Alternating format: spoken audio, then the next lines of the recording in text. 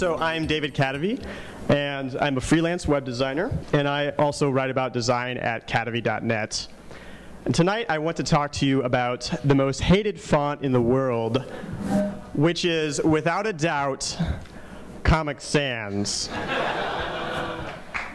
Everybody hates Comic Sans. I love how everybody's just in agreement that they all hate Comic Sans. Jesus probably hates Comic Sans.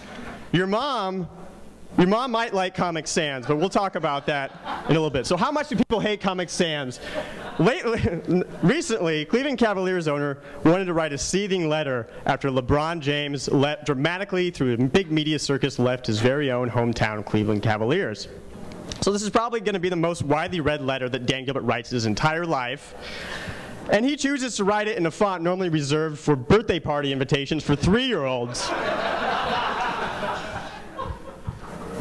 And how much did this piss people off? So much that there are articles written about the fact that he used Comic Sans in TechCrunch, CNN, New York Times, everywhere else.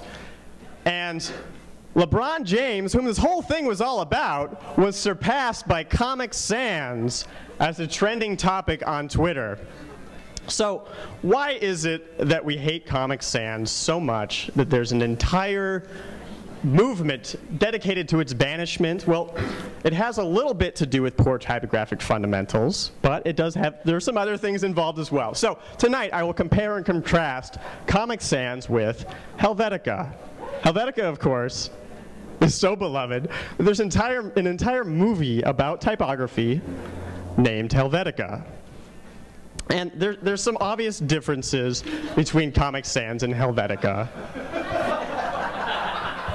One is more suited for wayfinding signage, and the other is more appropriate for sorority scrapbooking parties. But they both lack stroke modulation, and you can see what the difference is there.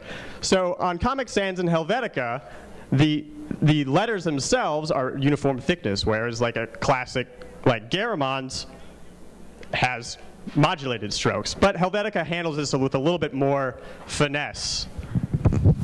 You can see where the shoulder meets the stem. Am I okay? Is it all right if I move?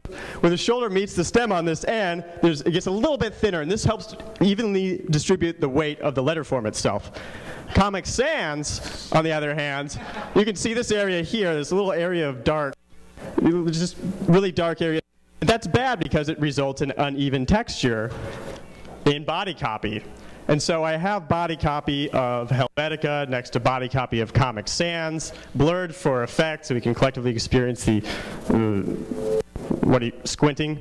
And you can see there's darker areas in comics. This actually doesn't, you can't see that at all.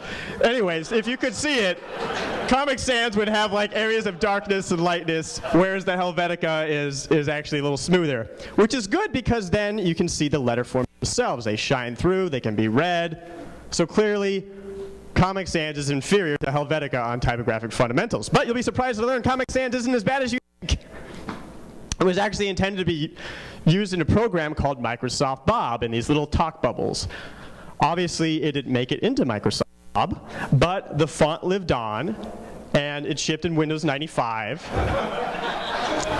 where tragically, it was then destined to be used in every Lost Kitten poster ever produced thereafter.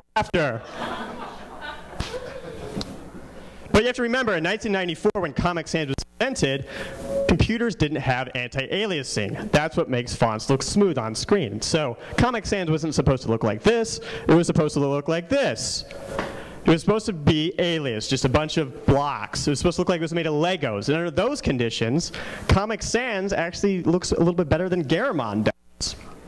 In fact, so much so that if I had to choose between reading a book in alias 16-pixel copy in Comic Sans or Garamond, I would choose Comic Sans hands down. So the problem isn't so much that Comic Sans is just a font.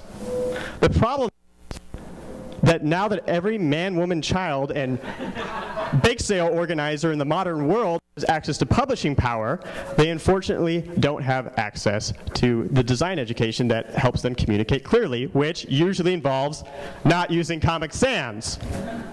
I'm David Kadavy, and I have so much more to tell you about design that I'm writing a book about it.